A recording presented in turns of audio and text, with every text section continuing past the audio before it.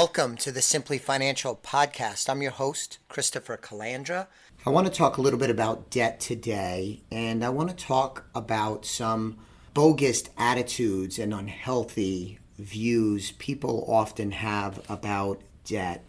Clearly, to me, debt, especially consumer debt, keeps you from building wealth. It is an impediment to winning with money.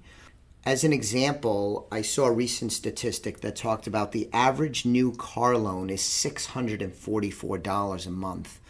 That seems like an awfully big number, and it highlights my view that a lot of people own cars that they cannot afford, or if they can afford it, it is sacrificing so many other things that they could be using with money productively. I don't want to be too judgmental. I like a nice car. In fact, I have a nice car. I want people to have nice things. I'm not suggesting that you buy a $500 car or bike to work after selling all of your vehicles, but I think it is oftentimes way too excessive, and I think that average car loan number exemplifies that. There are lots of reasons people stay in debt, and many of them are bogus and unhealthy. Let's cover some of them. First off, I think there's an erroneous belief that debt is helpful. Spending money above your means using debt is not helpful. Running up credit cards to buy things, go out to dinner, travel, and then having those payments and those high interest rates is not an example of debt being helpful. It's not even appropriate if you're trying to get a better credit score. Accruing debt, spending above your means, paying that high credit card interest, or buying a car that is inappropriate for your income and your budget is not worthwhile, even if it means that you get a bump in your credit score. I think, to be fair, debt can be used and can be helpful. I've used debt in my life, sometimes wisely, mostly wisely, but sometimes not so much. I think it's a little bit of a different conversation if you are using debt to acquire assets as opposed to fueling lifestyle. So I don't consider a car an asset. Although in 2022, in this strange environment we find ourselves in, car prices, used cars have been going up in value, but that's abnormal, and I imagine normalcy will return sometime soon. So I don't consider cars an asset because they do go down in value over time, and you could expect that to happen, whereas assets you would expect to go up in value over time. So using debt responsibly, the classic example would be buying a home. The expectation would be that the home would go up in value over time, plus you get the use of the home and avoid the paying of rent. I also think for small business owners, entrepreneurs, borrowing money to build a business, acquire a business, start a business, expand a business can be done responsibly. I know for myself, this has been a key part of my success over time. So it's not as if I am in the camp that believes that debt is bad in all forms, in all circumstances. I am not that strict with the get out of debt, avoid debt mentality. But oftentimes we see when we meet with clients and when I look at statistics around the United States, is this idea that debt is helpful, this consumer debt is helpful, is damaging to people's ability to win with money. I also wanted to say next is that a lot of people believe that they could never make enough to be debt-free. And this just simply is not true. It might be outside the norms, depending on what circles you run in. But it's BS. I've seen it. I've seen people that have lived wonderful lives with lots of contentment, and they've never borrowed money. I've seen even more people that fall into that category, with the exception that they borrowed money for a home and they didn't outbuy their budget. They didn't buy a home they couldn't afford that came with a mortgage payment that strangled them. There are lots and lots, when I say lots, millions of people in the country that fall into this category. There's also an enormous group of people, which I am part of this group, is that they have used debt, and over time they have reduced their reliance on debt and ultimately became debt-free. There are lots of wealthy people that are using these winning money habits, and continually using debt doesn't, in the long term, factor into most people's planning. I used the word contentment a moment ago, and I think this is key. You do have to be content in your life, content with what you have, where you're going, what path you're on, and not everybody is content. And some of this living above your means for some people can be traced to dissatisfaction, and they will use spending as a potential cure, but it simply is not a cure. I also find that some people believe it's too hard to pay off, so they sort of bury their head in the sand. This is usually bogus. Ignorance is not bliss. Confronting how much debt you have is a valuable thing, and something that I encourage you to do if you have debt, to take inventory of what you have in terms of debt, and also take a look at what you have in terms of assets and income, the positives, to get a good picture of where you are and how you might improve things over the next stretch of time. There are endless ways to pay off debt, and any person in a situation that is looking to pay off debt could find lots of books, magazines, podcasts, have conversations with professionals to come up with a strategy to reduce and or pay off debt. You could look for ways to make more money, ask for a raise, start a side hustle, change jobs, go back to work. You could look to spend less, find ways in your spending to cut back, to free up money, to reduce debt. You could sell stuff. Some people might have property that they could sell the property, use the proceeds to pay off that debt and maybe some other debt.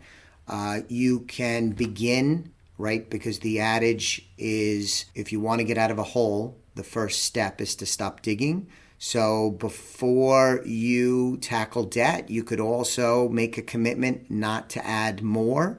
You could also trade down. If you have a $50,000 car and you determine that that's not really friendly to your financial situation and is not helping you win with money, you could trade down. You could have a very nice car for, say, $25,000 instead of $50,000 as an example. Another thing is that if you have loans, car loans, student loans, personal loans, they do have a payoff period. So even at the minimum, you just make the payments, do it on time, eventually that debt would drop off. And if you don't replace that with new debt, you could be making very good progress. One note about this, credit card debt, which is very destructive in my mind, carrying credit card debt balances, is that if you pay the minimum on your credit card, it's usually a very digestible number. You could have thousands of dollars of debt and you might have a minimum payment of only like $27 or $45. But if you only pay the minimum, I think it takes like something like 27 years to pay off that debt. I think you could see just from that little piece of information that it's not a great way to get ahead. Next, let's talk about having a plan. I know in this country, budget has kind of a bad connotation. So I will often use the term spending plan. You want to be intentional, purposeful. We're not suggesting you don't spend money, not suggesting you don't enjoy your life. I am interested in working with people that want to have a good balance in their lives, that they don't want to save and invest their first and last nickel, but they want to have a balanced life that is fulfilling, and hopefully they will have greater financial security over time for themselves as well as for their family. So you usually win at what you pay attention to. So paying attention to your spending, your outgoes, is very valuable. I used the term earlier, ignorance is not bliss.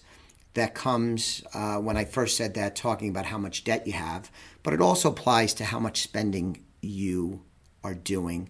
Some people simply don't want to look at it, and that almost gives them inappropriately permission to just spend recklessly. So you want to win with money, pay attention to what you're spending money on. Rachel Cruz, the best-selling author, talks about a budget as permission to spend. So by laying out your spending, tracking your spending, increases the chances that you could make good decisions about taking care of the now, enjoying the now, but also increasing your financial security by building wealth over time. Again, I want to emphasize intentionality is really key here. We're not saying necessarily to spend less or to curtail it so much that you suck the joy out of life, but be intentional, be purposeful in what you're doing with your spending, and have a plan for spending. And usually, for most people, they will incorporate some ability to either pay down debt or increase assets so they become wealthier and improve their financial situation. Next is one of my favorite topics. I've talked about this on the podcast, and it's not a phrase I've coined, but I use regularly, and that is keeping up with the Joneses. Very damaging to good financial decision making for a lot of people. The idea that you have to keep up with your neighbor, your friends, your coworkers, family members, it's such a fallacy. It's bogus. It's often unhealthy. You do not need to keep up. Furthermore, a lot of people you think you're trying to keep up with, they're broke. They don't have good money habits. They are financially not getting ahead, but you're seeing their highlight reel on social media and extrapolating that out. It's not a good thing. I caution against this strongly. You can have nice things. I want you to have nice things. I want you to do nice things. I want everybody to. But you know what? When you are financially fit, I'm not even talking about wealthy, just financially fit, working a plan, in control, when you do spend money, vacations, buying things, enjoying wonderful experiences, you actually get more out of those experiences when you're not in the back of your head thinking about the increased credit card payment you're going to have when you open up your next statement after getting back from that wonderful cruise. So keeping up with the Joneses, common U.S. sort of sport, not healthy. And I think, as I've talked about before, social media has intensified this over the last bunch of years. It always existed. I've been in the business 30 years, and I remember talking about the dangers of keeping up the Joneses in the earlier stages of my career. But I think now with social media and the pictures and the postings, it's taken on even a grander impact on people's behavior. So don't keep up with the Joneses. Work your plan. The idea of needing it now is what I want to talk about next. Americans, we like to have what we want when we want it, and usually that is right away. We can be fairly impatient. But here's the thing. If you can't afford it, probably shouldn't buy it. And when I talk about afford it, I am not talking about the payment. There is this mistaken belief amongst many people that they could afford something if they can handle the monthly payment. I think that is an oversimplification and not really a good way to look at things, because these companies, I'm not saying they're bad, but they will manipulate things to make the payment affordable. But that doesn't mean it's a wise money decision. It doesn't mean it's in your best interest just because you could afford the payment. I mean afford it meaning that it fits into your plan, your lifestyle, and is not something that is going to strangle you. The old school wisdom is still true. Live beneath your means. If you don't have the money to buy it, then don't buy it. You can delay gratification and be okay. You can save for things, increase your income to save and have a goal of going on a vacation or getting a nicer car or buying a vacation home. It can be done, and it is in lots of instances, the smarter way to go about it. The idea of needing it now, being impatient, can often be an unhealthy money habit around debt. For some people, the idea of reducing the usage of debt can be scary, or the idea of not using debt at all could be terrifying. And I understand that change can be hard. It can be uncomfortable to make a change, and it can be comfortable to live with debt. Despite its downsides, it can be comfortable to live with debt, especially if you've grown accustomed to it.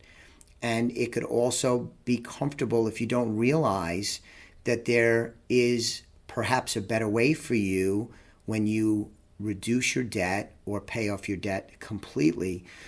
Building wealth, improving finances, usually means reducing your reliance on debt over time. It was the case for me. I was never a person who accumulated debt fueled by living above my means, but I did use debt along the way to acquire assets. Real estate, not just my home, but investment properties. I used debt with my business. That's most of what I used debt for. I never really carried balances on credit cards. I have had car loans in the past, and it is okay.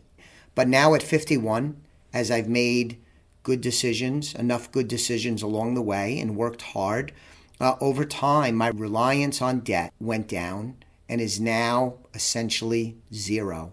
It can happen, and I see this a lot in my practice. As people become wealthier, as they get older, they view things differently than when they were younger. And oftentimes when they look back, they realize that the use of debt in the past actually slowed down their progress, and they do have some regrets around the use of debt.